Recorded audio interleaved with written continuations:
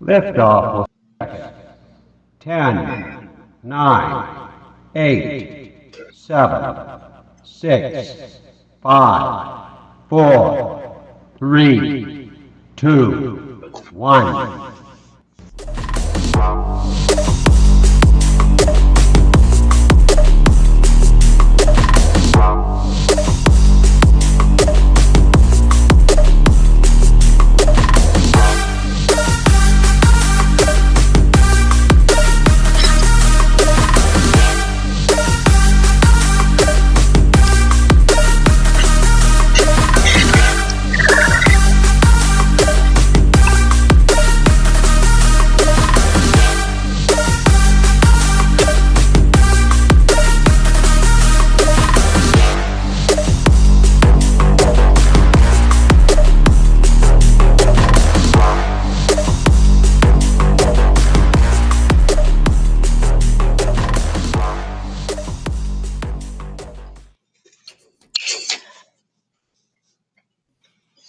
What is up? What up? Sup, boys? The three amigos are here. Rock on. Boy, howdy. It's been a wild few weeks since the last time all three of us got together. This NFL season is starting to shape up a little bit, but there's still a few surprises. And as always, there are disappointments to be had around the league. We will be getting to all of those things. We're going to be touching on all the division races, where we stand in the playoff race. And Ray says he has a new frozen take that's apparently going to make me angry and pissy and all kinds of I have an even colder one. Boom. So it sounds like this podcast is going to be nothing but pissing off. Awesome. All right. So, gentlemen, first of all, before we get to brass tacks, how are we doing tonight? Well, all I was going to talk about was brass tacks, so I guess okay. Yeah, I guess you kind of knocked it out of the park for us there, buddy. Way to take our thunder away from us. Man. And it begins. Well, I'll be actually answers that question. I'm doing great. Thanks.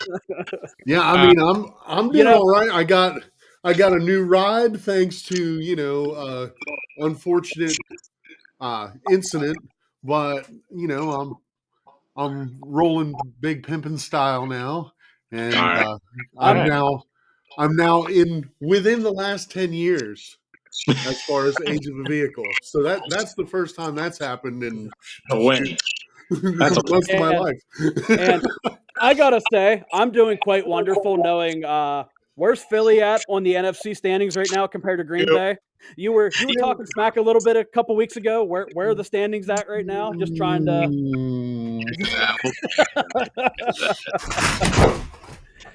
So, the NFL, as I've said, is going to be right back. Nonsense. Okay, look. All right, we all kind of thought they were going to run it back, but no. Look above me on the screen. Oh, he disappeared. Okay. Wow.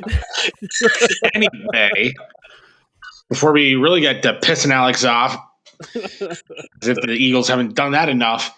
So let's start talking NFL division races.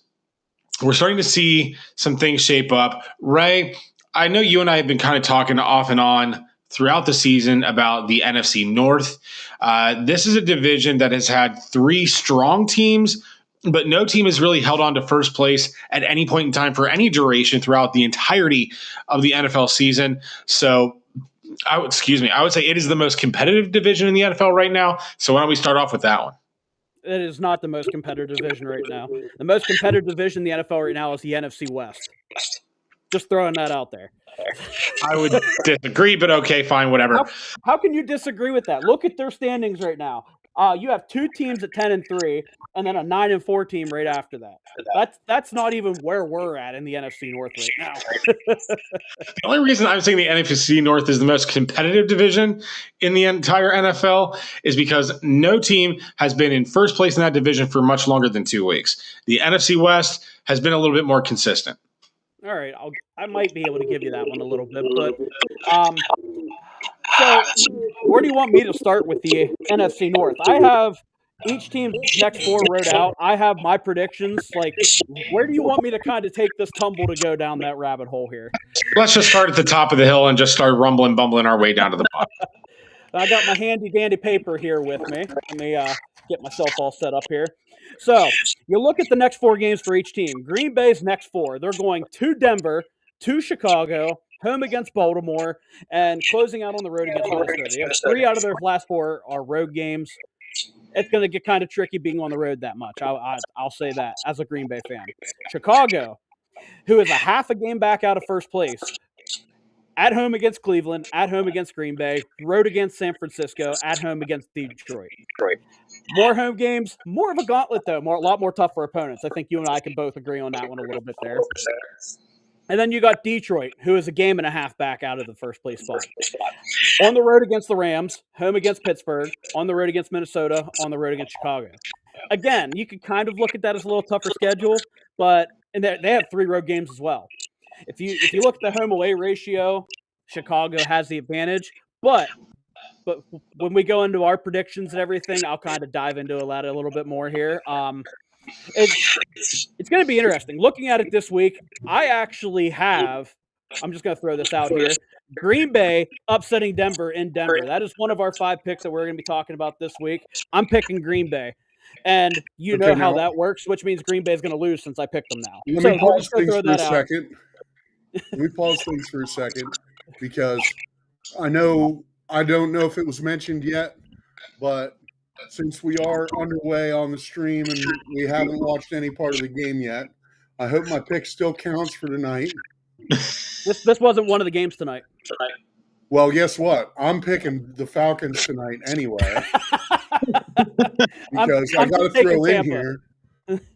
I got my respect for falconry has not wavered in spite of their record, in spite of their performance. So I just got to throw that out there. There's going to be some crazy things happening tonight.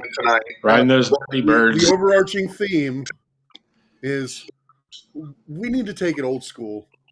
And remember, falconry is still an amazing sport. So sure. So, anyway, Alex, where do you want to go with the NFC North? Like, I think Green Bay's been doing strong lately. They've been getting the momentum going at the right time. Detroit has been off on. They have won and lost, 3 times in a row now? It's been back and forth for them the past 6 weeks now. We don't know which team we're going to get. I don't think they're going to win against the Rams this week. I think it's, again, on another back and forth. They'll lose against the Rams. They'll win against Pittsburgh. That's how I have their next 2 weeks going as well. Yeah, and the thing for me is, and let me kind of backpedal a little bit off of Detroit. I think Chicago has been kind of the surprise of the NFC for me. I did not see Chicago being this good. Caleb Williams has really blossomed in his sophomore season. He's really kind of developed into kind of the full package. He can be a pocket passer when he needs to be. He can be a mobile quarterback when he needs to be. He's tough. He's tough to scheme against. It's that Chicago rotation. They draft a quarterback first round, fire their coach. They're good the second season, and then we just rinse, wash, and repeat. I had a feeling Chicago was going to be decent this year. Sure enough, they're showing up decent. But they're but they are showing up. They are showing up, but I feel like for me this season, Chicago's been Sean Tucker with the run up the middle touchdown. All right, so my mother-in-law will not be happy about that. But back to the NFC North. Let's just talk for before I give you my whole NFC North picture. Let's talk about your Packers. Yes, have they started to kind of figure things out? Maybe, but I'm not convinced. I didn't say they figured it out. I said they had momentum. There's a difference there, sir. They have been hard to nail down, and for me, my Giants have momentum. It's just going the wrong way. For me, Green Bay is just the same about his Eagles. Let's be honest. Well, that's true. We'll get to that. We'll get to that. We'll get to those bastards. Anyway. East? I thought you said West. Oh, they're playing like West anyway. So the Green Bay Packers have been one thing this year, and Ray, I think you'll agree with me, inconsistent. They have been inconsistent. They have not been great. They have not been bad. They've been inconsistent. They have shown flashes. But at this point in the year, as we're getting ready to ramp into the playoffs, I need consistency. I need teams to show me that you are hitting your stride right as we start heading off into January, which is when the playoffs start. That's when you want to be hitting your stride. Green Bay, do they have momentum? Maybe. But I see Chicago as being the more consistent team. Detroit, kind of like last season, they're getting banged up again, especially on the defensive side. And yeah, everybody at this point is banged up, but Detroit has been one of the most injured teams in the NFL for the last 2 to 3 years. Minnesota, they don't have. I mean, they're out of it at this point. They're all mathematically eliminated, so they're just playing for draft seeding at this point. But for me, I think Chicago has the inside track on the NFC North. I gotta differ with you. I honestly think at this point, I know last week I had to go with the Lions. I think the reality is it is so inconsistent, like you said, and it is so up in the air. Their records are so close that I think their performance, this is an any given Sunday division. They show up that day and they could take it. I don't think anyone really has that much of a leg up on anyone else. Like, obviously, game play in a specific game where, the Packers might have their defense together that day and they're stifling the passing game of the Lions, but then it might be that their defense isn't doing that great, but the passing game for the Lions isn't doing well. So, I think the flaws in this conference is just as influential as the strengths. So I really think this is a toss-up conference. So the way I had drawn up the next 4, since Arita gave his little prediction over here, I'm going to give you my little prediction over here now. So I have 2 teams finishing the year. Huh? Just like you were wrong about the Cardinals, you're wrong.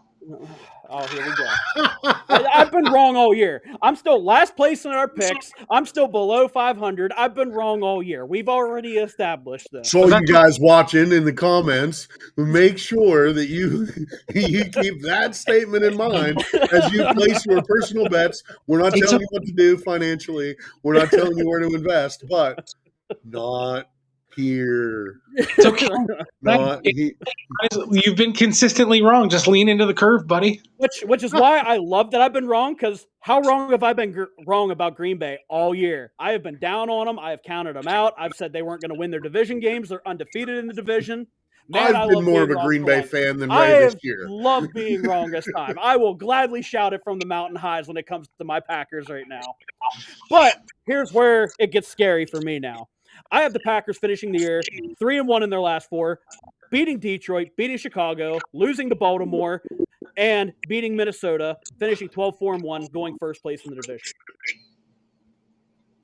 No. I have Detroit squeaking into the playoffs as the number 7 seed, finishing 3-1, losing to the Rams, and then winning their last 3, and Chicago beating Cleveland and falling off and losing. That would require Green Bay to all of a sudden become consistent. Yeah, and again, Green Bay had again. I've had no faith in Green Bay all year. I all of a sudden have faith in them. So right here is where their downfall begins. Just throwing that out there for everybody watching. Okay, so you're betting on yourself. Okay, let's flip that. Then what you're really saying is you're expecting 1-3, and they're going to get completely removed from any chance of playoffs. I mean, that's the way my luck goes with the Packers. Okay. So yes, Okay. that That's sounds the on real par. take.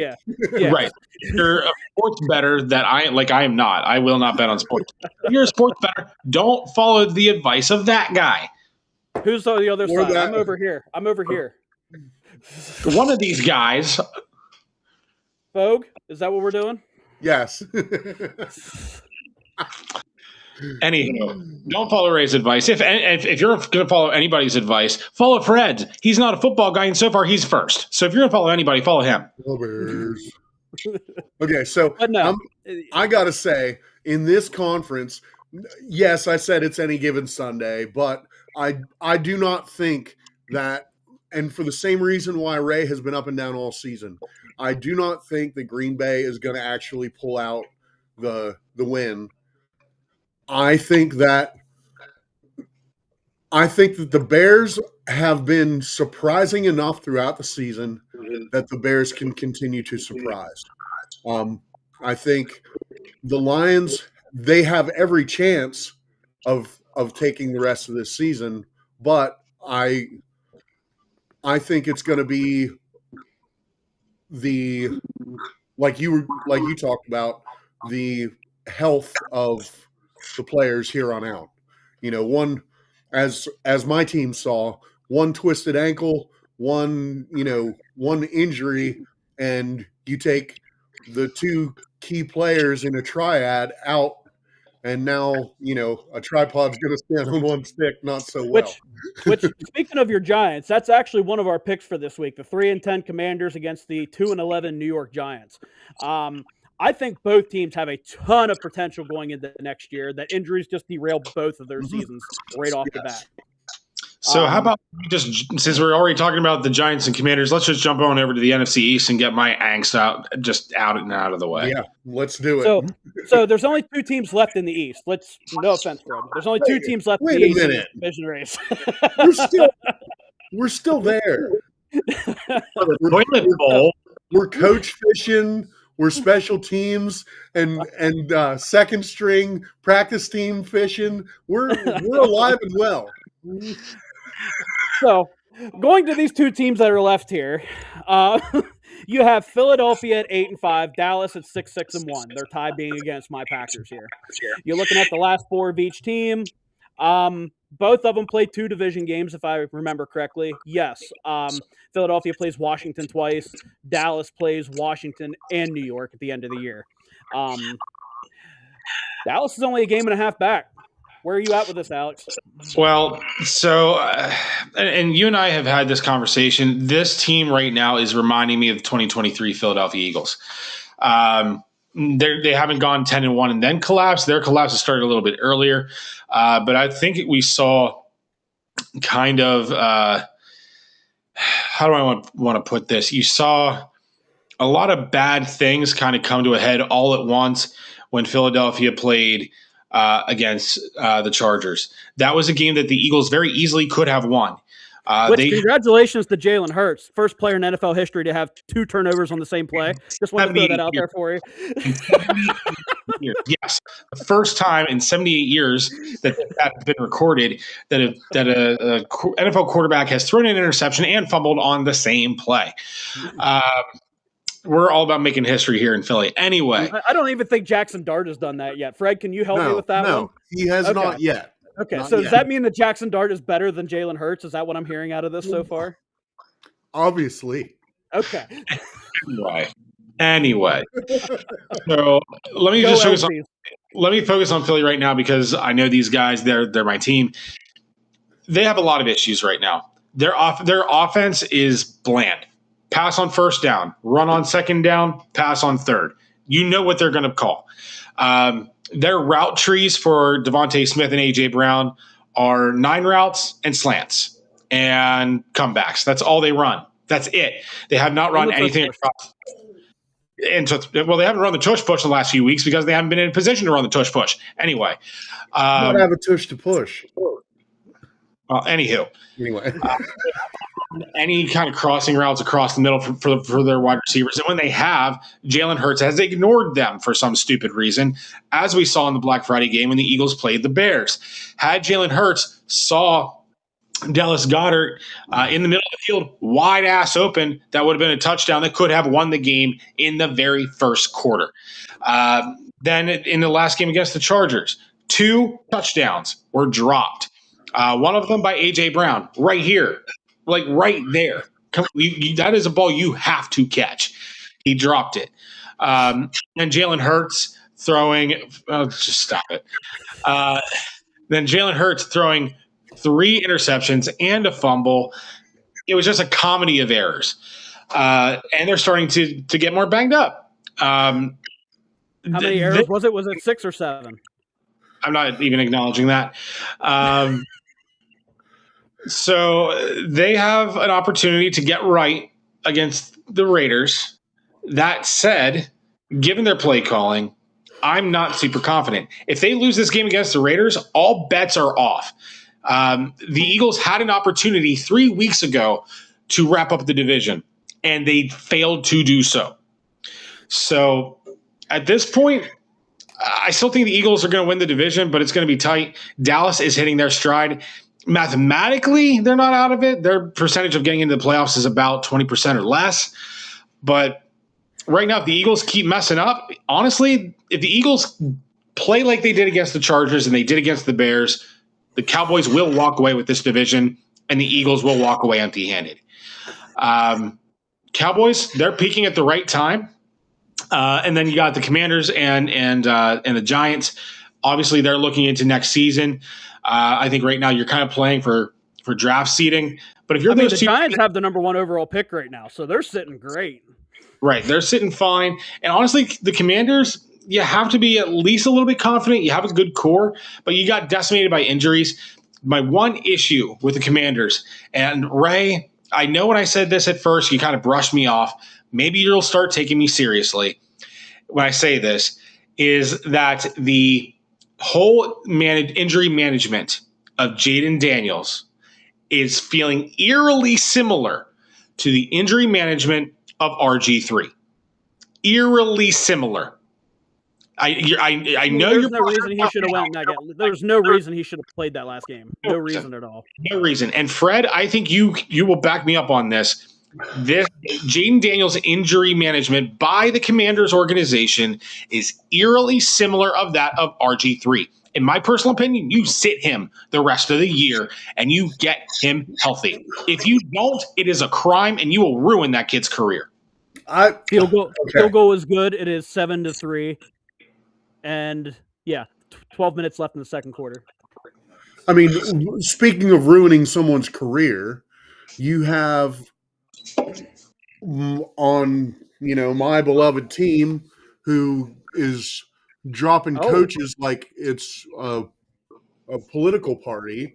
They're interrupt you, Fred. They took the field goal off the board for Atlanta. There's a penalty against Tampa Bay, 1st and goal.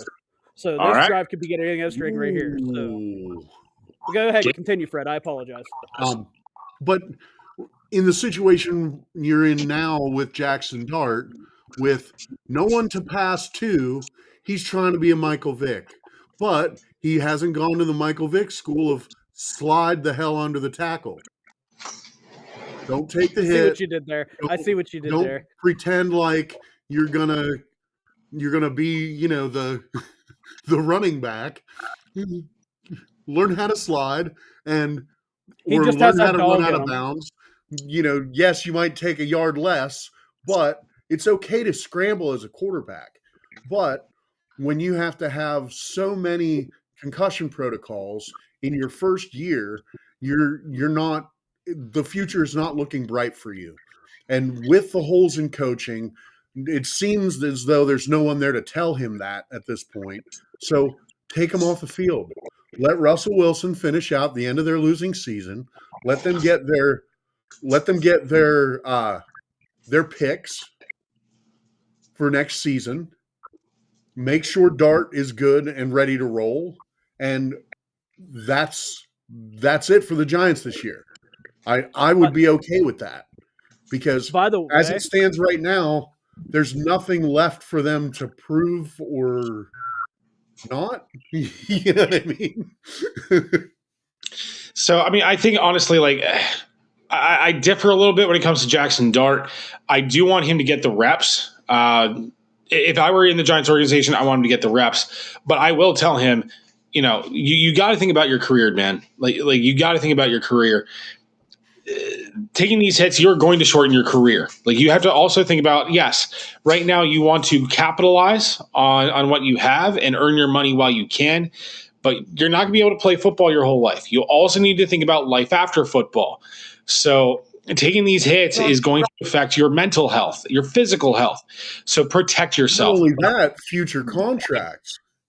Because you got a guy who's already gone through all these protocols and has had to sit out games because of it. If it happens consistently, they lose him as a starter the next game.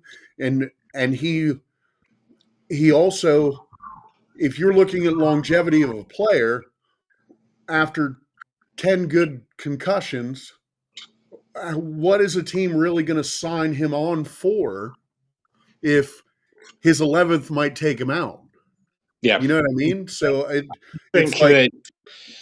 it's like playing with a guy with a glass leg. You know that you're going to end up having it broken at some point. It's just a ticking time bomb. So at this point, I really think he needs the coaching, the mentorship, something to step in and give him the head game that his physical game is capable of backing. I agree. And I think that's where Russell Wilson could come in. And getting back to Jaden Daniels, that kid has a lot of potential. He has so much potential, not just as a runner, but as a thrower of the football. Yeah. My concern whenever he was drafted into the NFL was his frame. He is a very thin, very lanky kid. So he's more injury prone just from a physical standpoint. We've seen that this year, especially with the injury to his non-throwing arm. And just the way that his whole health has been managed this year has been off. I know that the training staff is different, but it just is eerily similar to me of RG3. Yeah. If it were me, I'm riding Marcus Mariota the rest of the way. I am not putting Jaden Daniels on the field. I am sending him to therapy and getting him right for next season. Otherwise, you are going to ruin that poor kid's career in only his second year. It's just a shame. It's a shame because the team around him has fallen apart, but he has fallen apart, and his injuries have been mismanaged by that organization. Right. I'm curious to see what's going to happen with the end of this season. There's a lot of teams that were projected to do much better than what they did. I know. Obviously, the Giants have, 2, potentially 3 coaches that are going to be replaced in this offseason. I don't think it's really going to happen before then. There's talks of some coordinators and whatever that are interested or being scoped out for the game, but really, I don't think we're going to see really any coaching changes until the offseason. But the 2, potentially 3 for the Giants. Then you have so many other teams that have underperformed. Are we going to see? Is this going to be the year of coach swapping, coach changes, coach promotions throughout the league to start off the 2026 preseason? I think it's very possible. Now, let's hop into the NFC division that we're currently watching right now, the NFC South. I know, and I said this at the beginning of the year, I was riding high on the Tampa Bay Buccaneers. They had so much, in my mind, they have so much potential. I thought they were going to go 15-2, but they have not done that. They're a middle-of-the-road team right now. Ray, where do you stand on the NFC South? This is going to finish as the closest division race the rest and out of all the other divisions, in my opinion. And the only reason I say that is you look at their last 4. Currently, Tampa Bay's playing Atlanta. They're tied at 7-7. Kyle Pitts scored a touchdown right after that penalty I was telling you about. They took the field goal off the board. But I have Tampa Bay winning this game. Carolina's played New Orleans. I have Carolina beating New Orleans. Then, if they both happen to win, they're both at 8-6. You look at their last three, they play each other twice out of the last 3 games. With their in-between games, Tampa Bay goes to Miami and plays at Miami, which all of a sudden Miami has momentum out of nowhere. And Carolina plays Seattle, and Seattle is a monster this year, and I don't think Carolina – granted, they beat the Rams. I don't think Lightning's going to strike twice in Carolina, though. I have them splitting the homes or the series between each other, home team winning, which leaves them both at 9-8 and a division record tie with each other. So it's going to go to whatever tiebreakers after that. And when I plugged it into my simulator, it had Tampa Bay winning the division off of a tiebreaker based on strength of schedule, conference record, however it separates that. But that is going to hands down be the closest division race to watch the rest of the year, because if one team slips up, it leaves it wide open for the other. I agree. I mean.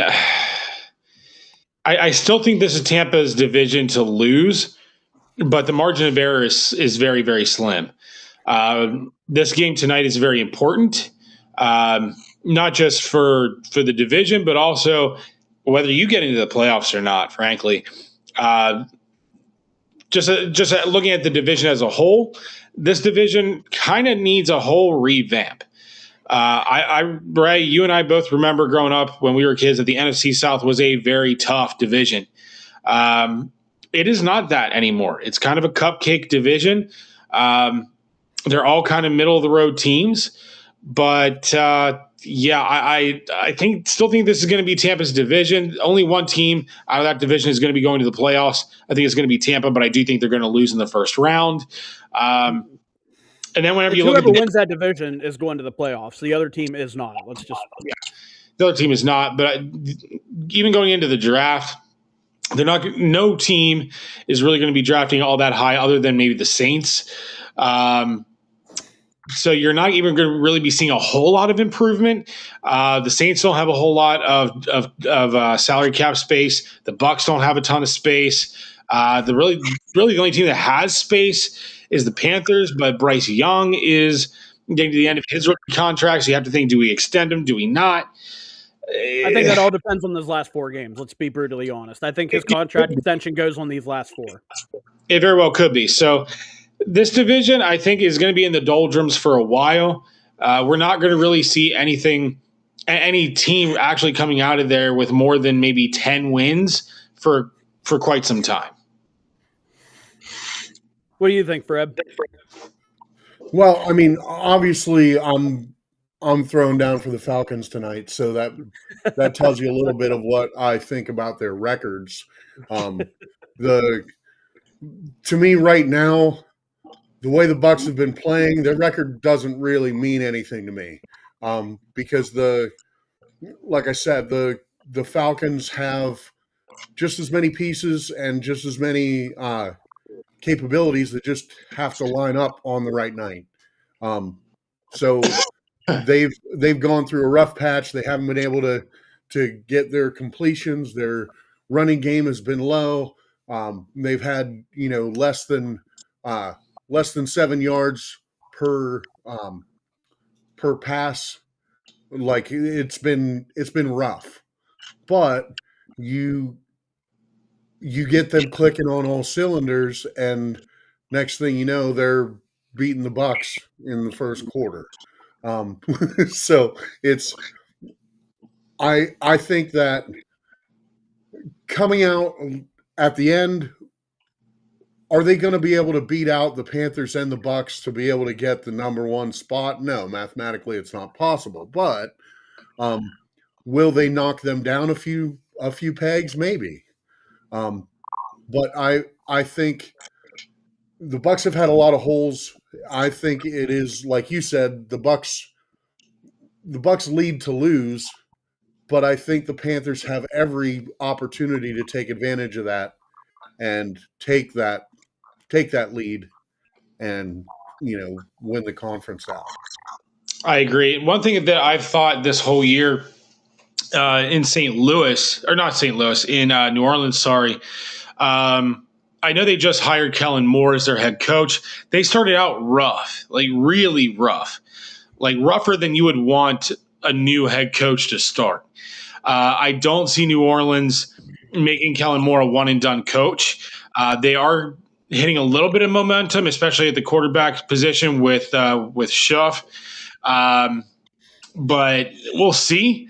Kellen Moore is going to be the head coach next year. But I do think that if Kellen Moore and the Saints begin next season like they did this season, Kellen Moore could be on the hot seat.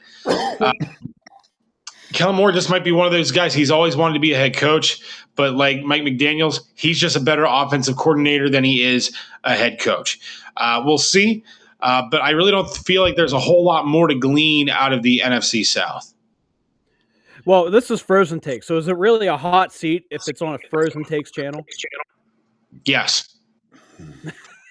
I got to say, I'm in this situation, and mind you, keep this in perspective here. As a Giants fan, I was all for the coaching change, but I do think I don't think the Saints' issues have been really, top brass. I really think their execution, their ability to play together has been horrid, and I don't think that that's necessarily a coaching thing. I think it's got a lot more to do with the pieces of the puzzle that they have might need to swap out, might need to change their mindset, change their approach. But So the way that I look at the Saints, just from a roster perspective, and if you're the general manager of the Saints, you have to be honest with yourself. You're looking at a team that's top heavy. You have a lot of guys that are making big contracts that are old, that are at the top of your roster, that are not giving you production. And to get out of those contracts, I mean, quite honestly, you're going to be giving yourself dead cap, which they already kind of did. And so they're suffering that through that ordeal right now. But if you're, I mean, look at it this, just to give you guys an idea or a mental picture. Picture, if you will. Imagine like you buy a car and you don't have a whole lot of money to put down, like a down payment on that car. You buy a $30,000 car, you put maybe $2,000 on it. As soon as you drive off that lot, that loan, let's just say, is $18,000. That car is worth $12,000. You're in the whole $6,000. In the car industry, you're called what's upside down. I think right now the Saints are a bit upside down. And I think to get out of that, they're going to have to make some tough financial decisions with their roster. But none of that's going to be determined right now. I think the GM and the front office is probably making some initial plans now, but you really can't do anything until the regular season ends. And even then, you kind of have to decide who you cut when. Do you make someone like a post-July 1st, cut designation to try and save some cap space? So really, there's not a whole lot you can do until April when the draft comes. And then at that point, you can't do much until July, whenever you actually can start cutting guys to save cap space. And then you can't do anything until free agency. And then you can't do anything until preseason. Yeah. So there's a lot of waiting to be done. So I think we've exhausted the NFC South. Let's go to the division that Ray thinks is the most competitive in all the NFL, and that is the NFC West. How is it not? You give me a reason why it's not. And I told you. I literally told you at the top of the pod. I told you. Were you not paying attention? Does nobody listen to me? Does nobody listen? No. Well, yes. So the NFC West, let's just get – I have one bone to pick. One bone to pick with the NFC West. And I've said this before. Yeah, that's right. Let's go Elgsies. Anywho, we're not talking about the East. We're talking about the West. That was just – Oh, East? I thought you said West. Anywho, so the 49ers have kind of been a little bit of a surprise, not from a record standpoint, but from an injury standpoint. They got decimated with injuries to get the year started. but they've kind of bounced back. They haven't fallen too far behind. They faced some adversity. They very well could have folded early, and you could be looking at a 3-win team. But they're in the mix. Granted, they're a bit on the outside looking in, but they're not mathematically out of it. The NFC West, I would agree with you, is competitive. I would argue it's not as competitive as the NFC North, but they're not bad. And right now they have two of the top teams in that division in the entire conference, the Seattle Seahawks, the Seattle Seahawks and the Rams. It's going to be an interesting end to the year, and it's going to be interesting to see which team out of that division is going to take the number 1 seed. I know who I have picked, but you're going to yell at me, so I'll let Fred go first. Yeah, we're going to pull it out of their ass. Here's the thing. Because I know that you can't always bet this way.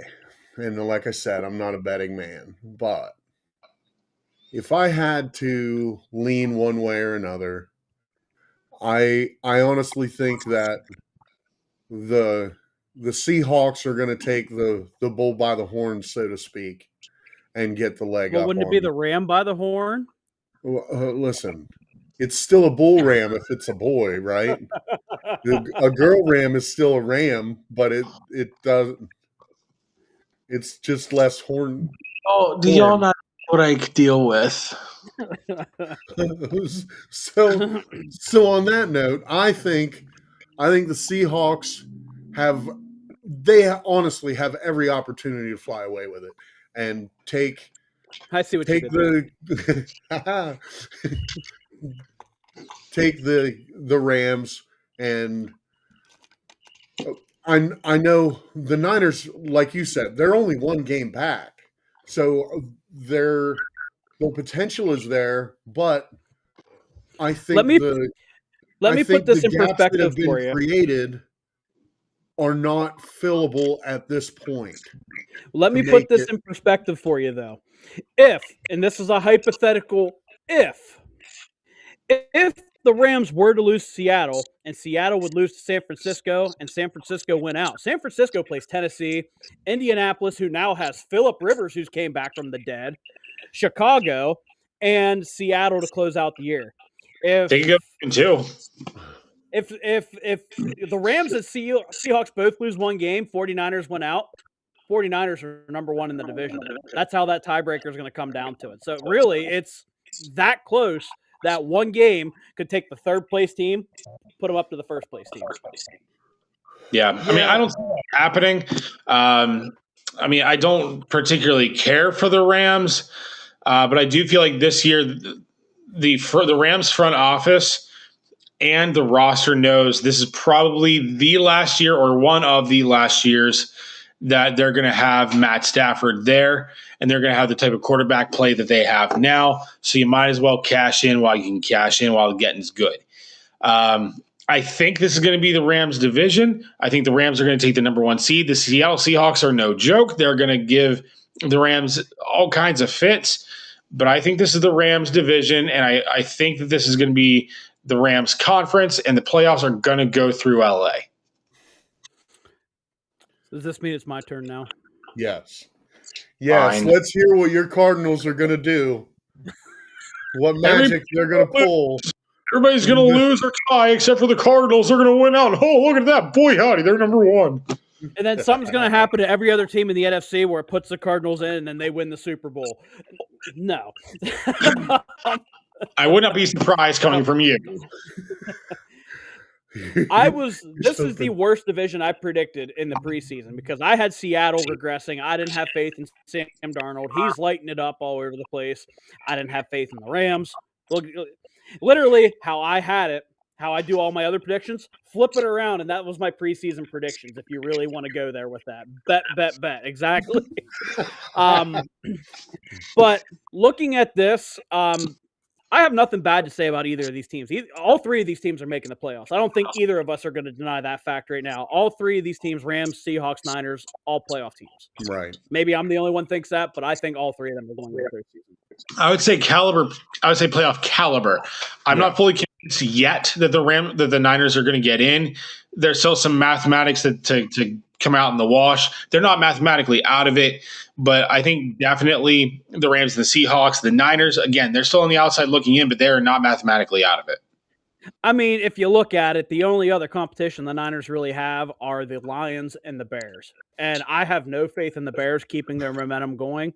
So I'm just saying, I think all three teams are a lock. I have to say, putting that much weight in the Bears and the Lions falling off again, I don't think that's... I think the Lions are making the playoffs as well. I think the Bears are going to fall off. I think the Lions are going to be the 7th seed, and then the other two teams in the West that don't win the division are your 5 and 6 seeds. Yeah, but when you factor in the Lions and the Bears, I think it's a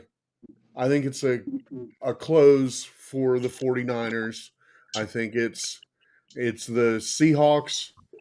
And yeah, I look at their strength of schedule there. The Niners, their next 2 games are guaranteed wins. Tennessee and Indianapolis. They're going to be 11-4 going into the last 2 games. Okay, frozen take. When Ray says a guaranteed win, this does not mean it is a guaranteed win. If they do not win their next 2 games, I will paint my nails, come on stream with whatever color you guys pick for my nails. If they do not win their next 2 games. Fuchsia. I'm down for that. Glittery fuchsia. 49ers are beating the Titans and the Colts their next 2 games. But anyway, moving on from that bet we just made right there. We will see. This division, there's a lot to get shaken out. The Cardinals, they've been out of it. And honestly, I feel like the NFC West could have been the doppelganger to the NFC North. They could have had 3 teams, again, jostling for position. They do kind of. But I think that the Niners just had too many injuries to start the year, and that set them back. So now they're behind the 8 ball, and they need a lot of help. Yeah, but the Niners have been playing next man up mentality all year, and they still find a way to win. The hell, they had Mac Jones winning them games, for Christ's sake. They do. But again, I still fall back on they need help. They need mathematical help to get in. I don't see them getting all of that help. It's going to come down to 1 or 2 games that they need to go their way, and it's not going to go their way. You don't have faith in Chicago. I do. I think, honestly, it's Chicago that's going to keep them out of the playoffs. Just because Chicago is going to – I think that Chicago is going to go 3-1 the rest of the year. And because of that, Chicago is going to lock out San Francisco. I really do. Wait one. Oh, boy. Whenever Ray goes. Currently, the 49ers are the number 6 team in the playoff spot. Currently. And you say Chicago is going to go 3-1. Green Bay, San Francisco, Detroit. I guess that's ultimately looking at that schedule Chicago has. 2 of those 3 are at home. However you want to look at it, I guess. They have a tougher schedule than I think any of the other teams that we're looking at playoff contentions do. I think Chicago has the tougher path to get in, which is why I don't have faith in them. I think Caleb Williams, in his second year, still needs some more experience behind his belt, and it's going to show towards the end of the year when the pressure's on. It might. Now, if we may jump over to the AFC, and let's go to what I think has been the most, I don't know if maybe surprising is the right word, but I feel like the one division that has made me look like freaking Nostradamus, and that has been the AFC West. I said at the beginning of the year, and I feel like I'm a broken record at this point. I said at the beginning of the year, do not sleep on who out of the AFC West? Who? Kansas City. Wrong. The Vegas Raiders. Shut up. Russell Beach. Okay, I'm done with you both. The Denver Broncos. I said at the beginning of the year, do not sleep on the Denver Broncos. And boy, howdy, have they about damn near locked up the AFC West. Good job. Denver Broncos for making me look like freaking Nostradamus when everybody else was saying, "Oh no, Alex, you're wrong." The Denver Broncos are the Kansas City Chiefs of last year with their one possession victories. Let's just be honest. But hey, they're there. I didn't say how they were going to get there. I I just said they would get there. Fair enough. So right now, Kansas City is all but pretty much mathematically locked out of the playoffs for the first time in 5 years. No, they still have a chance to make the playoffs. They just mathematically cannot win their division for the first time in like 5-6 years. Playoffs are still intact. Division is out. Gotcha. So, but the way that they've played, I don't think that the playoffs are a certainty. They have to play their butts off if they want in the playoffs. I don't see them getting in personally. I really don't. And I think that Denver, unless Denver really collapses, a la Eagles now or Eagles 2023, Denver has the inside track there. I think the team that's going to collapse is going to be the Chargers because they have a lot of injuries that have been piling up. Yes, they just beat Philly, but you've been saying Philly has been slumping for how long now? So do we really want to count that win against Philadelphia as a big momentum win going into the end of the season? And it really should. The Chargers should have lost that game by about 14 or 17 points had it not been for the Eagles just messing it up. And then you look at the Chargers' last four at Kansas City, at Dallas, versus Houston, who Houston's defense is playing killer right now, and at Denver. They do not have a very easy schedule in the AFC closing out the year. So Kansas City could easily sneak in on a Chargers collapse. Well, I got to give my frozen take. I hate to say it, but I feel like the Raiders are going to fall off here at the end. I don't think they're gonna have the momentum to end well, and so that's my frozen take. I don't like making many frozen takes because I don't like to be wrong, but I'm sticking my neck. I'm sticking my neck out on this one. The Raiders are going to beat the Eagles on Sunday. No, they're not. Yeah, they will. No, they're not. No, yeah, they will. Yeah, they will. The Eagles are going to win 3 of their last 4, get all their momentum back going into the postseason. Which, when we do our predictions here for like playoff stuff, I have a story I'm going to paint for you when we get to that. Oh, God. You are not Ross. I don't think. Oh man, this is rough. Because my take is the Rams are not going to be able to beat the Eagles this week. That's not where the Eagles are going to get their loss. You mean the Raiders? I'm sorry, the Raiders. Okay, sorry. there you go. The Raiders are not going to be able to beat the Eagles. He's trying to grab those Rams by the horn still. Yeah, I mean, it just. But no, I don't think the Raiders are going to beat the Eagles this week. But I think they're going to get their hits everywhere else. We shall see. So, the AFC West. Let's just go the opposite direction. AFC East. Ray, you and I thought that this was going to be a cakewalk for the Ravens. They did not look good. At one point, they only had one win. What division are you talking about? Because I thought the Ravens were in the North, sir. Oh, sorry, AFC North. Sorry, AFC North. You said East. I was wrong. I can be wrong every now and then. The opposite of West is East. So if we're going to do this, you're still wrong twice. Ooh. Anyway. Burn. Hey, look, he's imitating Jalen Hurts. 2 mess ups in 1 take. I got one more. One more to go. Anywho, so put that one in the bank. AFC North. But again, the Ravens. See, right there you go. There is my fumble. Now I just need to more. The Raiders. But the Ravens, Ray, you and I thought that this division was going to be a cakewalk for the Ravens, and they were just going to kind of run away with it. And they almost, going through 6-7 weeks, they only had one win, but they've kind of found their way again. They've kind of marched back. They're making a case for why they should be in the playoffs. I mean, it's between them, the Steelers at this point. Cincinnati is being Cincinnati. For whatever reason, they can't seem to get it together, and injuries keep hitting them across the mouth. For whatever reason, they can't build an offensive line. So who's it going to be? Is it going to be Pittsburgh or is it going to be Baltimore? So when I was doing my predictions earlier in the week, how I told you I was going to sit down and do my own set of predictions here. I keep looking at it, and I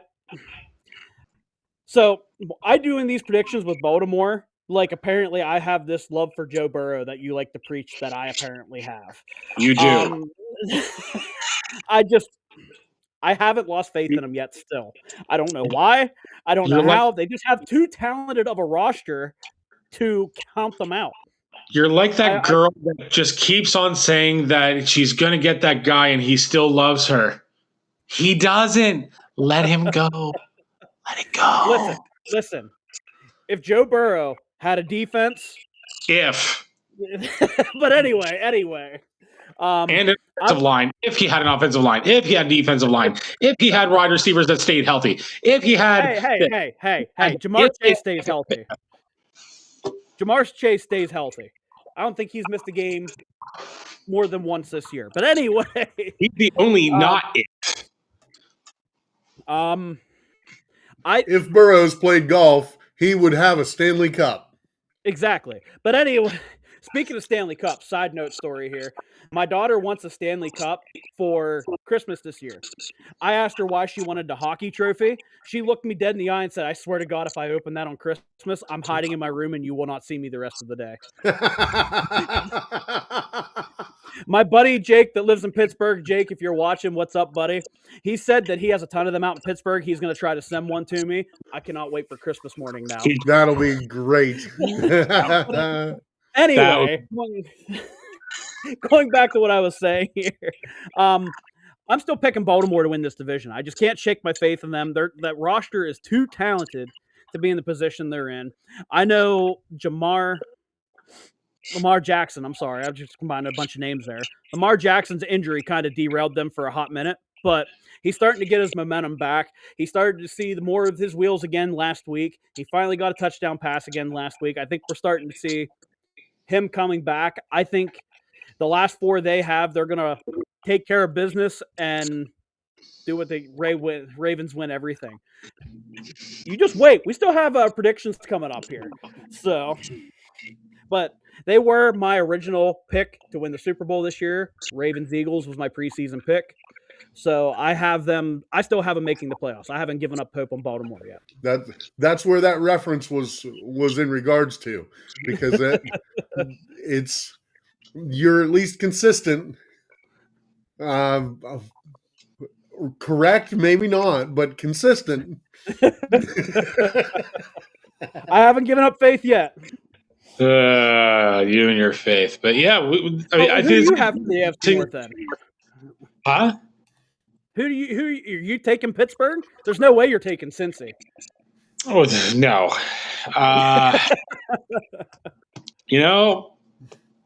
As much as I don't like the guy, I think A-Rod, he's gonna put the Steelers on his back. He's gonna get him in the playoffs. Listen, of all the trips that man has taken, I think one of the Super Bowl is due with the Steelers. So, I think I don't know about Super Bowl bound. I'm with no. Playoff bound, not Super Bowl bound. Playoffs. Well, I definitely think that we're talking about playoffs. I was thinking about trips and what. Maybe he'll just go to Disneyland on his own. But anyway, I think no, he's going to go on another ayahuasca trip. There's the reference I was alluding to. I think Atlanta's moving the ball on Tampa Bay. It is 10-7 with 1 minute left. There is a huge pass to Kyle Pitts, puts him at the 20-yard line, first down inside the red zone. But anywho, yeah. I think the Steelers are gonna take this conference. I really do. So I'm outnumbered again. Sweet. I love how this is going. I think there's too many options for Aaron Rodgers to shine. I really do. I think as long as he holds everything together, does his magic, keeps his head on a swivel. Touchdown, Kyle Pitts. Atlanta takes the lead. 30 seconds left in the half. Love it. All right. Love it. Every minute of it. So yeah, that's my take. Gotcha. So, Steelers. all right. So now let's touch on the AFC East and a team that I don't think any of us, none of us here on this podcast saw coming. The New England Patriots. The Patriots. Oh my goodness, they have been a surprise. They've been honestly, I think they've been. When you look at the two teams out of the AFC that have been kind of that surprise team, one that I called the Denver Broncos, but then the Patriots, I honestly think the Patriots have been a better football team. I mean, better, yes, I'll give you that. But you also got to think, too, they're playing a fourth place schedule. They finished last in their division last year, so they're playing all the teams that finished in fourth place last year. So, I mean, a win's a win. I'm not trying to take it away from them. They're winning games, just like you said. I'm not, but I think the same was said of the 2022 Eagles, and they got to the Super Bowl. They just play the games as they're scheduled. But they're still going to win the division. That's what's happened with the Jets. The Jets, it's just the schedule. Yeah. I mean that's yeah. But I think both Buffalo and New England are going to make the playoffs. I think they're both going to be interesting teams to watch, which I think you'll like the story I'm going to paint you whenever I give you my playoff picture for the AFC. It is going to be quite the storyline for you. I think you will find it. My imagination drifted off a little bit on this, but but yeah, it's New England's going to finish. In my predictions here, 13-4 is the number 2 team. Denver is going to be the number 1 team in the AFC. I actually think it's going to be the Patriots just because of the ease of their schedule. I think they have the inside track to be the number 1 in the AFC. Denver is going to be number 2. Buffalo, I mean, they're going to be what, 5? Or what would it be? Maybe number 5 if they're the best team in the AFC, wild card wise. Yeah, they would be 5. But yeah, I think that it's going to come down to Buffalo and New England, but New England's got this one. Your turn. I mean, let's be honest. The Patriots have been struggling since the loss of their boy. And I think as an organization they shouldn't have been. I think this is the year where they're capable of, becoming the contender that they should have remained, even though, they lost kind of one main guy. But I think the Patriots they're due to be able to take the division.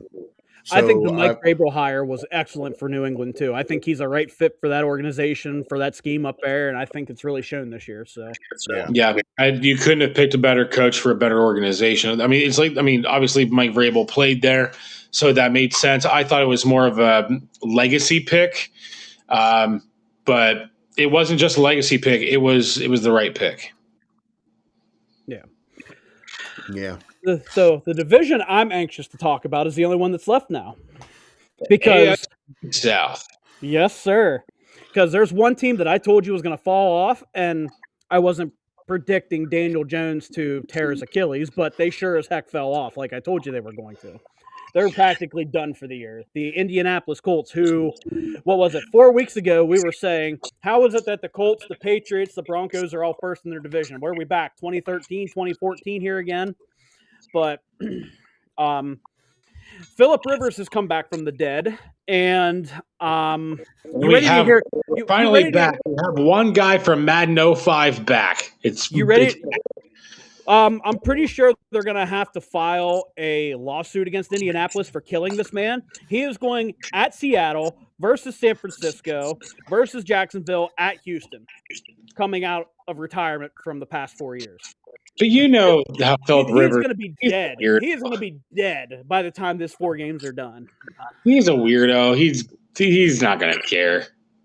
Some people retire and, sit on a porch swing and, chew on a piece of straw. Other people retire and work out incessantly and work on their game and wait for the opportunity, chomping at the bit, to come back and do something. I think he's the latter of the two. So I agree. And it warms my heart to see that weird. If you have not watched Philip Rivers throw a football, you're missing out. Do not throw up. I mean, first of all, if you're a young quarterback out there, do not throw the football like Philip Rivers. But it's so nice. It makes my old man heart happy to see that weird little arm motion of Philip Rivers back in the NFL. It warms the cockles of my heart. I say he lasts 2 games and then he's going to get hurt at his age. Oh, man. He's going to hit that NFC West schedule, and he is going to be like, why did I come out of retirement? Ray's calling the broken hip. Look, I'm looking forward to hearing some NFL film soundtrack. Philip Rivers just being trash talky. About Philip Rivers. He was the one quarterback in the entire NFL that would actually trash talk like anybody that wasn't a quarterback. And he wasn't us either, which made it even funnier. If I see one headline on osteoporosis, I'm going to be.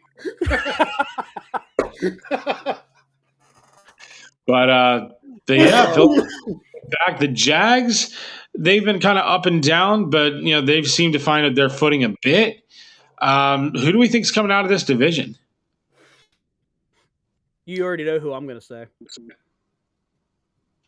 Well, although it's close, I think you guys would agree with me. The Titans are probably out. By the hairs of their chinny chin chin. Exactly. They made a good. Dang it! I picked the Titans to win the division this year. Son of a gun. They made a good showing the 2 games that they attended. The rest, not so much. Yeah. Excuse me.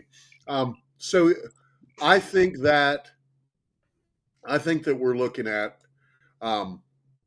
obviously, I can see the Jaguars and the Texans both having a shot, but I think the Jags are going to be the ones in the playoffs and moving ahead. They've just been too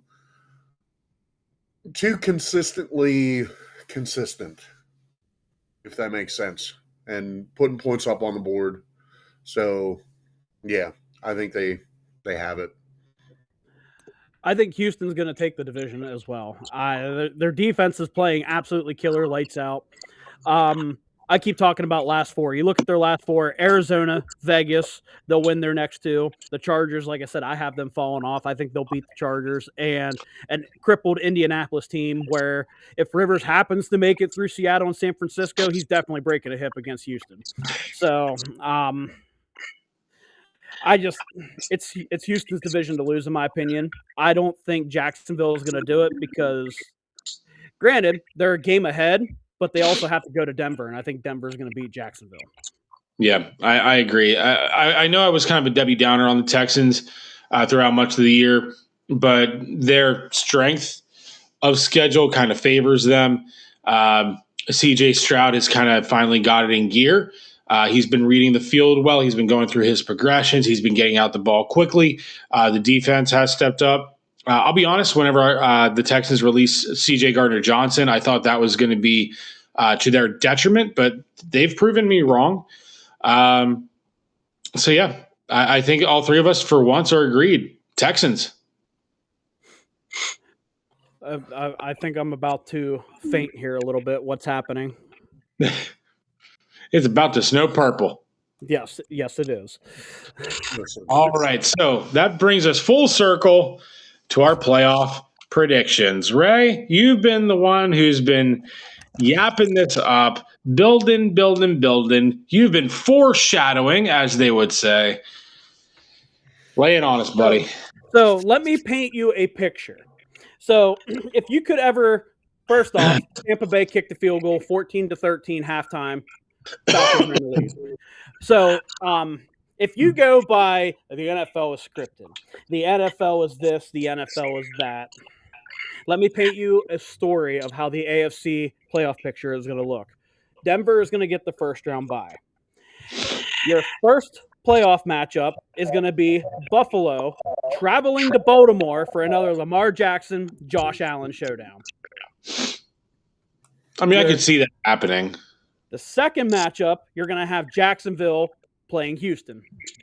And all of this, I'm just saying now, I have not prepared anything, so I'm going with Rays as this is how it's going to be. And I have quite the twist for you that I know you are going to completely disagree with. But, this is, how I said it was interesting earlier and you argued with me about Houston? It wasn't Houston. I'm just going to throw that out there. But Houston, we may have a problem.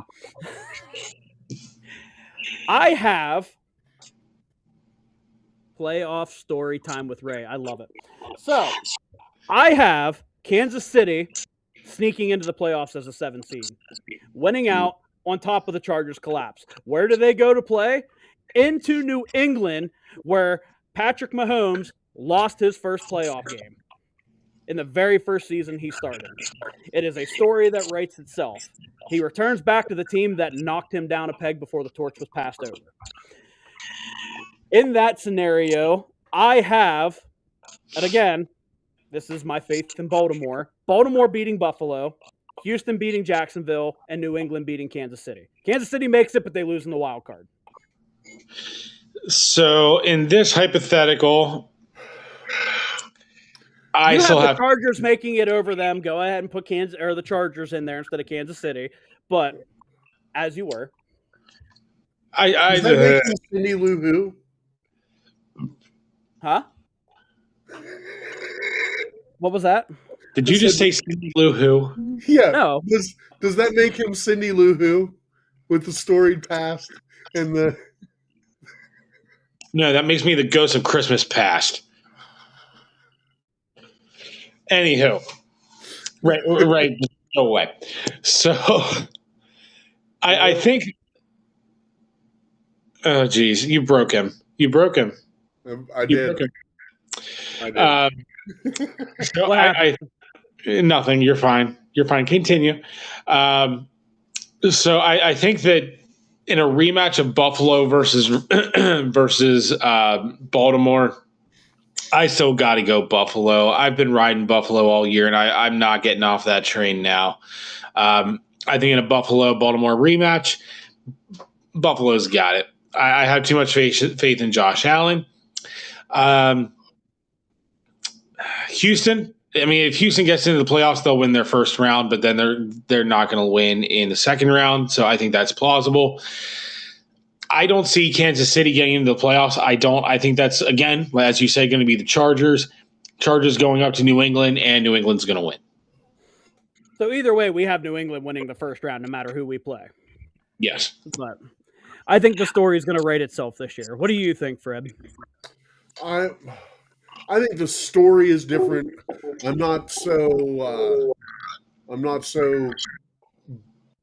I guess lost in the starry-eyed backstory of returning to the homeland and fighting off the dragons of their past. I kind of feel like this season has been the they pulled it out of what kind of a season, and I think these playoffs are going to be just as WTF. Did I just see that? Far more than what our takes can predict. So I think there's bound to be an upset, but I can't put my finger on who yet. I do not think it's going to be Kansas City that goes in and shows their their amazing prowess when they've had every opportunity to show that all season. But I do think there's a story to be told with Aaron Rodgers. I do think there's a story to be told with Rivers. I think there's a story to be told, honestly, with the Eagles as well. I don't think there's a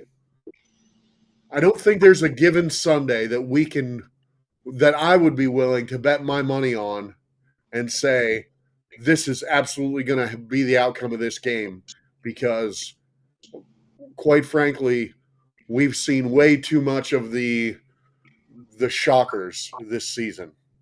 I'm Ray, and that's Alex. We're not Frank and Lee. I don't know who you're talking about. Well, I mean, depends on how the fortune cookie crumbles. Again. All right. I do have to say though, my picking throughout this season, though the last few weeks life happened and kind of fell off, but that's a lot of what my picks have been based on this season is what is the least predictable outcome of this game, and I've been pretty highly accurate with it. So I think that's going to follow through the end of the season, and I do think we're going to see some surprises. I don't know that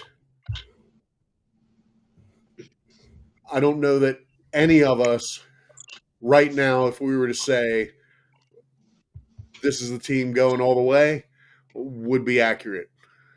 All right. Fair enough.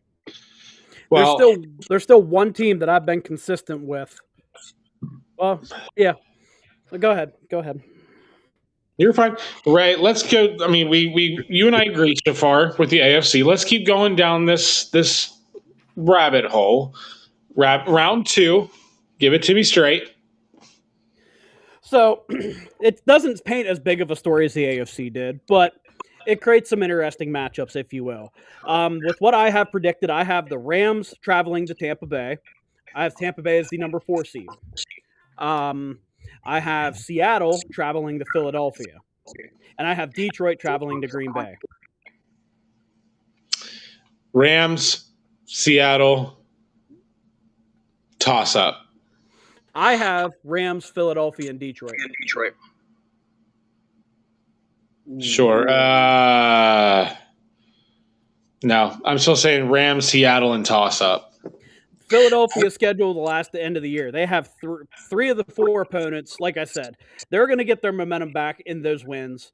They might struggle against Buffalo. I haven't picked the loose against Buffalo, but it doesn't mean they can't continue to build their momentum and get it right by the time playoffs hit. I think Philadelphia is going to get it right come postseason time. They're defending champs. They'll get it right. I disagree. I've seen this movie before. I agree with Alex. I don't think it's going to be Philadelphia. And I also don't think that we can necessarily I wouldn't put the Rams in that top spot. I don't have the Rams as the top seed. I have a different team as my number 1 seed. I have the Rams as the number 5 seed. Well, either way, I don't think that the Rams are going to be. I don't think the Rams are going to finish as strong as what you're weighing them. I don't think the Rams are going to lose to the Buccaneers, though.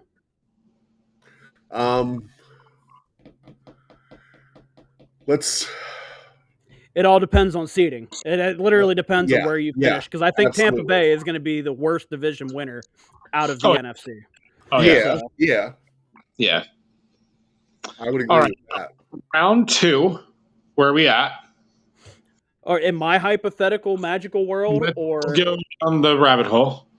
So after I did the first round, I was like, you know what? I'm going to be the guy that does the crazy takes. I'll be the Skip Bayless, if you will. I'm going to be that guy that's usually wrong but I'm just going to be confident with it, and I'm going to roll with it. I know Skip Bayless isn't going to hear me say this, nor is he going to give two rips, but he's wrong about most things. And I know that, so I just embraced my inner Skip for our podcast. And Your inner Skip.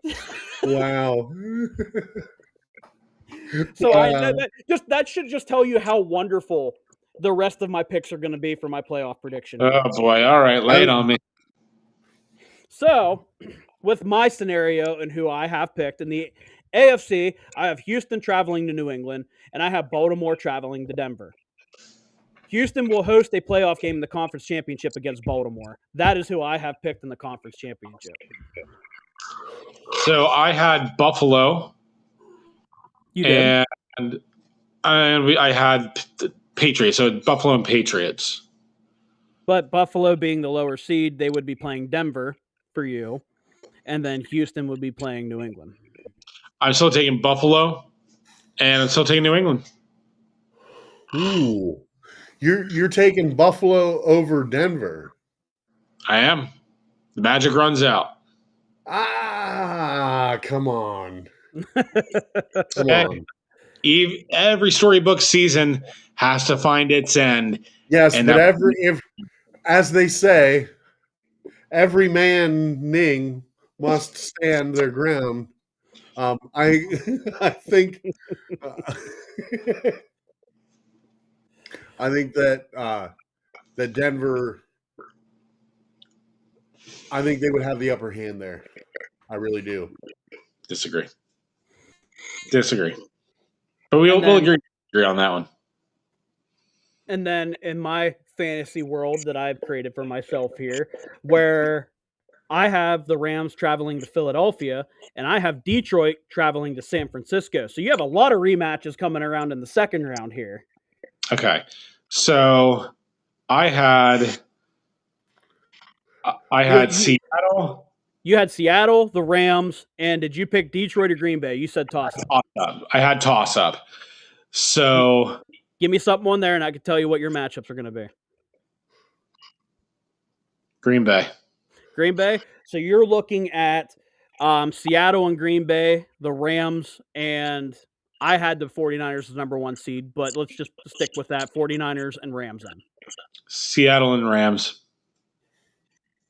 Fred, who do you have going to the conference championship, let's just say, out of the NFC? I think it would have to be Seattle and the Rams.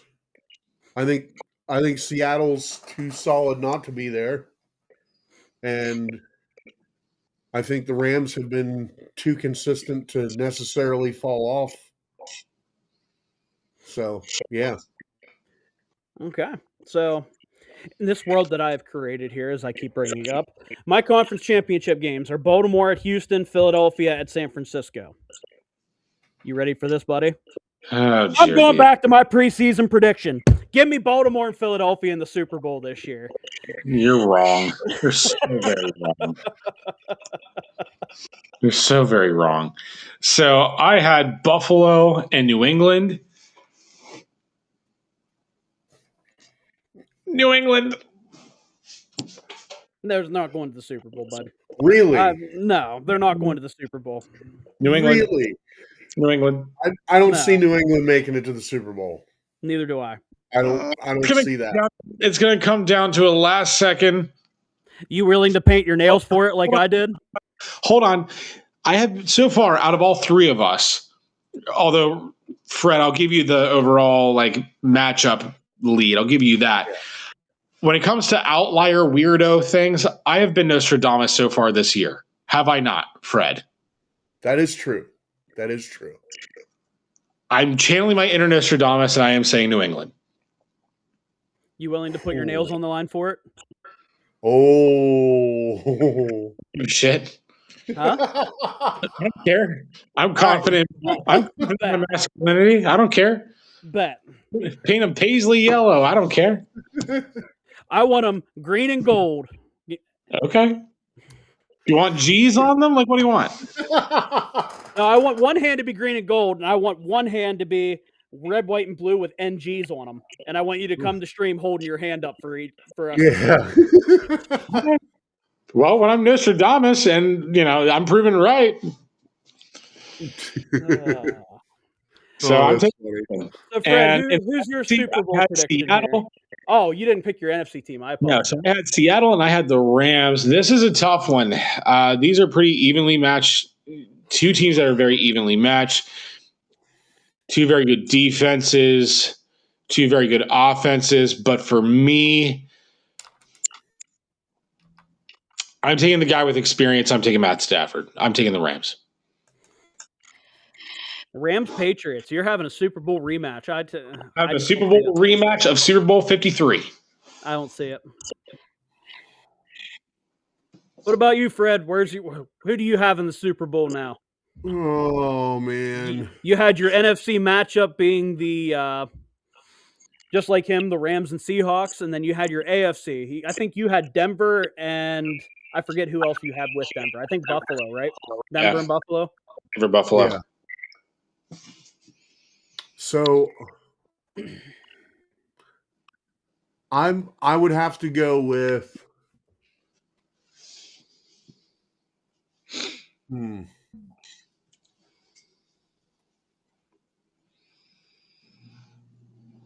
I don't know if I want to throw all my eggs in the Denver basket, but that it kind of feels like that's the way the cards are going to fall. I don't think Denver or New England are going to make the Super Bowl this year, and you two are high on them being their 11-2 records that they are. I mean, I'll see. The reality is Green Bay's inconsistent. I didn't say Green Bay was going to make it. I had them losing the wild card. No. I'm saying though the inconsistency throughout all of the NFL. You got to hand it to the few teams that have been consistent. As ugly as their play may have been, the consistency is still there, and if they're capable of putting their game together in the last leg here, I don't see a reason why Denver couldn't be there.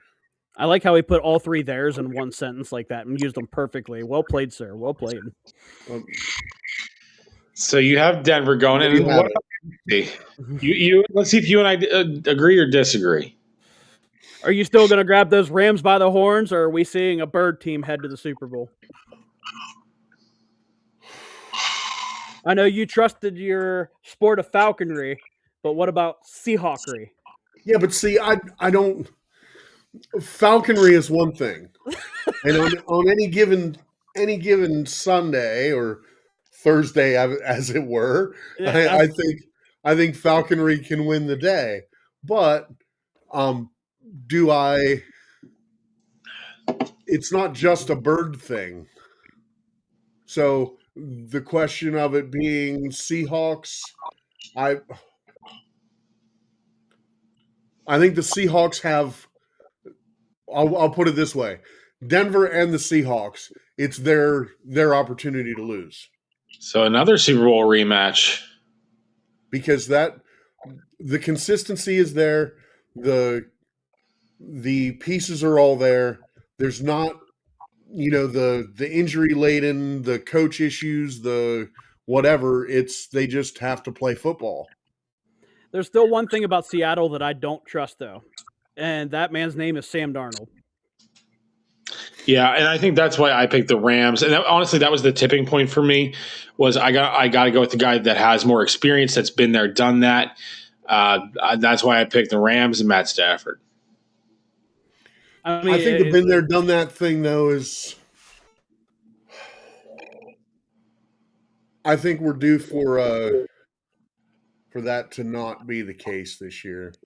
I feel like the given that the experience is going to take it, I think that might very well be the didn't see this coming, but I think the Seahawks. I think the Seahawks have the better opportunity in the Super Bowl. All right. I'll save mine for last. I'll let you guys go through your Super Bowl stuff here. So I'll go first. So I had the New England Patriots and the Rams, a rematch of Super Bowl 53. However, the result does not go the way that it went back in Super Bowl 53. The Rams are going to come out on top this time. They are going to win their second Super Bowl Lombardi trophy. They will be your Super Bowl champions.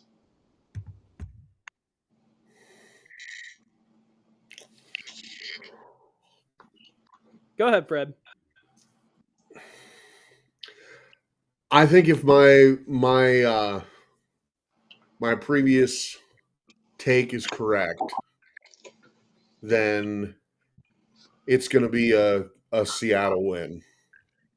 As much as I don't want it to be, I think given that matchup that it would be a Seahawks. And I mean, for the two of you guys being the storyline guys, imagine the storyline on that one. The last time these two teams matched up in the Super Bowl was when Russell Wilson was the quarterback of the Seahawks and Peyton Manning was the quarterback of the Broncos, and the Seahawks ran roughshod over the Broncos. In this hypothetical world, if that were to happen, I don't see the same kind of game. I think it would be a much closer game. Right. I don't either one team just kind of tearing the other one up, running away with it, like we saw last year with the Eagles and the Chiefs. I think it would be a tighter game. But yeah, I mean, respect. I think you're wrong, but respect. I think it would make up, like you said. I think it would be a good matchup. I think it would be a good game, and I think it would make for an enjoyable watch. So, in my crazy hypothetical imagination land, as you guys like to call it here, I have Baltimore and Philly. They were my preseason picks. Fred, you said at least I'm consistent, so kudos to me for being consistent here. In that consistency, that's where it ends. I will stay. I'm still picking Baltimore to win the Super Bowl this year. Their roster is just too loaded. This has to be the year for them. If they can't get it done, it's like I told you in preseason. It's like I told you at the midway point when I made this prediction. Heads are going to roll. People are going to get fired, whether it's the coach, whether they start bringing in somebody else to help him. Heads are going to roll if Baltimore doesn't get it done this year. This is Baltimore's year. I'm staying with my original prediction. I have to say, I mean, in that scenario, given how these two teams have played so far this year, even though I said that it was going to be Eagles and Baltimore, in that matchup, I would have to take Baltimore. The Eagles have not shown that they are a Super Bowl caliber team, nor have they shown that they could play a Super Bowl caliber type of game. In that matchup, I would take Baltimore just because of the mobility of Lamar Jackson, as we saw last week with Herbert, Justin Herbert. I mean, he ran circles around the Eagles with one hand, literally one hand. So in that matchup, I would be taking the Baltimore Ravens. I think you're wrong. I respect you're wrong, but we shall see. I just, it's like I said, I haven't given up on Baltimore. It's just like I said, Baltimore for some odd reason this year to me is just like my love for Joe Burrow, according to you. So in that matchup, I'm rooting for the Giants.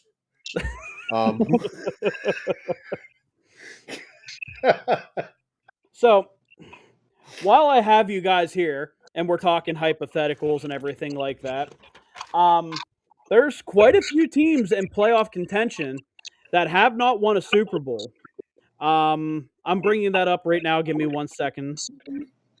Are we playing a hypothetical? If one of these teams that has not won a Super Bowl were to win a Super Bowl, which one would it be? Yes, that's what I'm going with. So the teams that I have in contention that have not won one. You have the Tennessee. Buffalo Bills. You have the Los Angeles Chargers, Jacksonville Jaguars, Detroit Lions, Houston Texans, and Carolina Panthers. Out of all of those teams, who is most likely, if it were to be possible, to win the Super Bowl this year? Just hypothetically, we're not saying that they are going to win it. This is our hypothetical world that we're living in right now. Who hasn't won it? Who could win it this year? Buffalo. Definite, huh? Buffalo. I mean, out of all those teams, Buffalo has the better roster. I mean, it would come down for me to Buffalo or Detroit.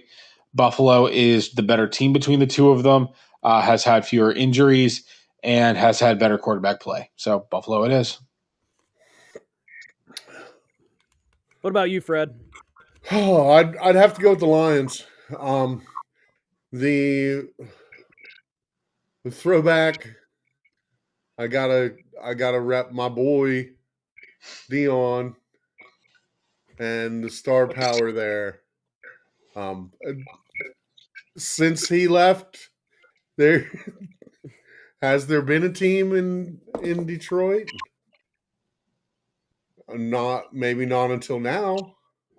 But I think Detroit is very much the any given Sunday, as they proved this past week, that they can hop in, do the job, and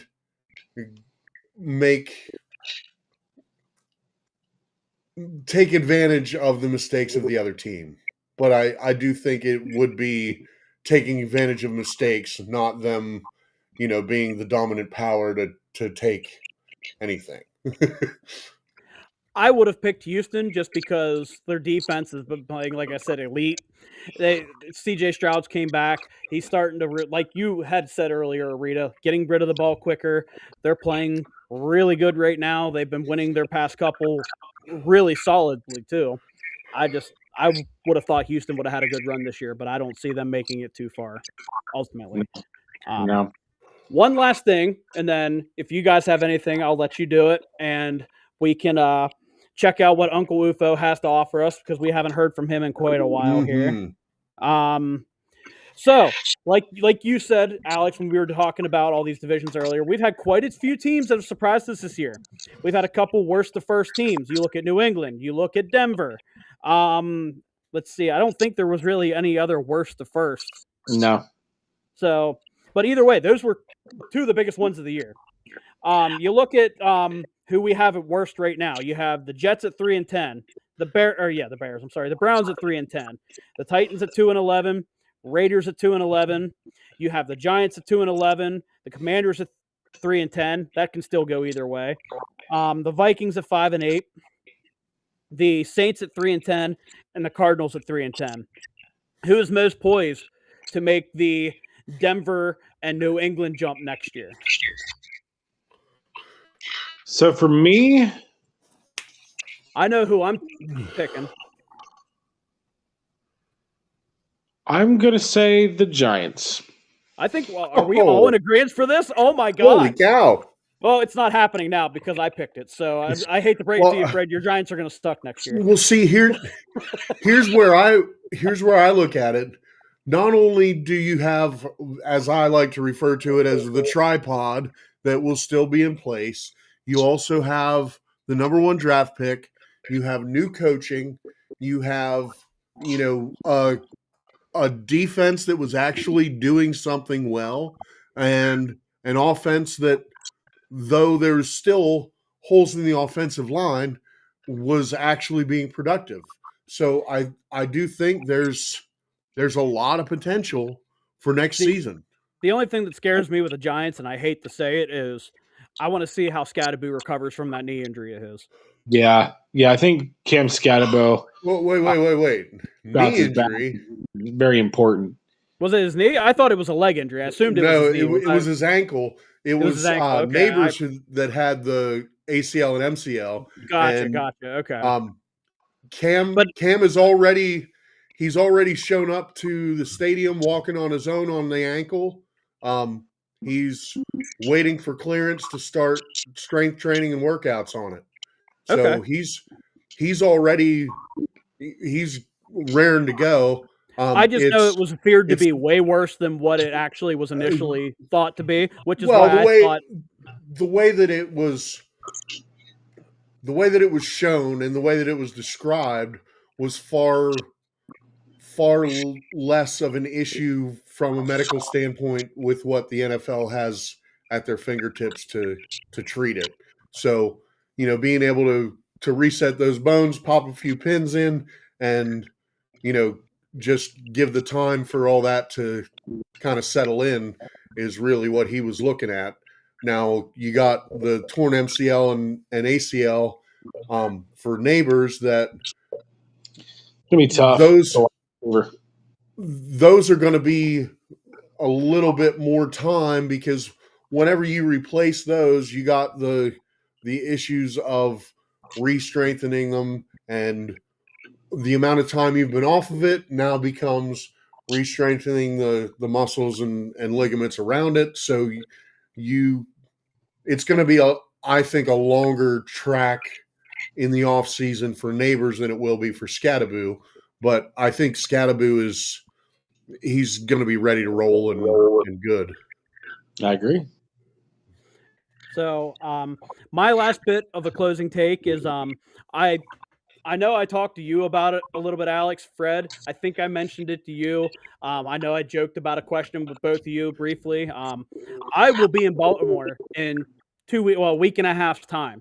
I'm taking Miles down. We're going to watch Baltimore and New England clash with each other, which I originally thought was going to be a walk for Baltimore, which turns out to be I get to go to a Sunday night primetime football game with Miles. So that ought to be interesting. Nice. If it's cool with you guys, I might even do my own little vlog for it, come up with a video, post it on the channel.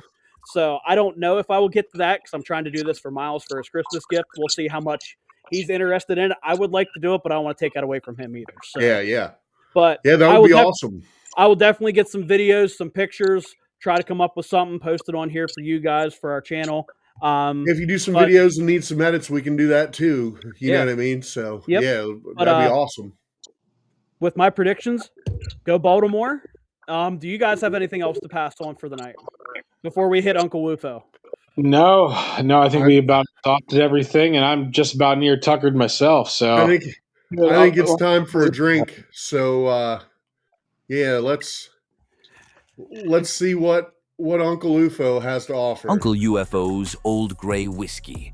Now that's a name that tickles the tongue. A stellar ale, brewed for those who dare to dream and drink. This ain't your average hooch. It's got a kick like a mule and a flavor that'll make you howl. Pour it in a glass and watch it shimmer like the night sky. Who knew whiskey could be so pretty? But hold on, does it taste as good as it looks? One sip, and I'm ready to launch into orbit. It's smooth, with a hint of mischief so you can embrace your natural instincts, like a man.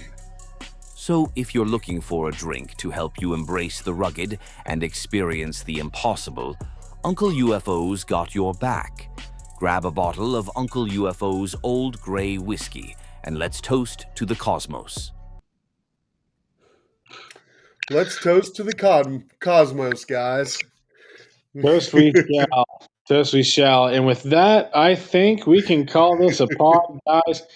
We covered a lot of ground, but for all you watching that have watched, thank you for joining us. We appreciate you. As always, please like, comment, subscribe. Hit us up on our Discord to join our Discord community. And I'm sure these two over here are going to rip me a new one before we sign off for the night. So let's just get it over with. No. This is more of going to be a rip on me now. So first off, Tampa just scored again. It's 20-14 now, Tampa Bay. But I was checking my fantasy team, when we were checking out on Uncle Wufo here, and I have Kyle Pitts on the bench with 30 points right now. That sucks. That sucks. Seven catches, 117 yards, and 2 touchdowns sitting on the bench. And that, boys, just goes to show the reverse Nancy Pelosi effect that you could have with Ray's picks. So if you are into sports betting, whatever Ray does, please do the opposite, but always like, comment, and subscribe. And make yourself some money. That's Fred. And I think we're all going to sign off for Frozen Take. Stay tuned. We're going to have more podcasts, more shorts on the way. And as always, happy holidays. Enjoy the holidays with you and your family. Guys, enjoy the holiday coming up with you and yours. I'm sure you're going to have a good time just like I am with mine. And we'll hit you guys up next time. Stay frosty out there. Stay cold out there. But didn't you say somebody was on the hot seat? Oh, whatever.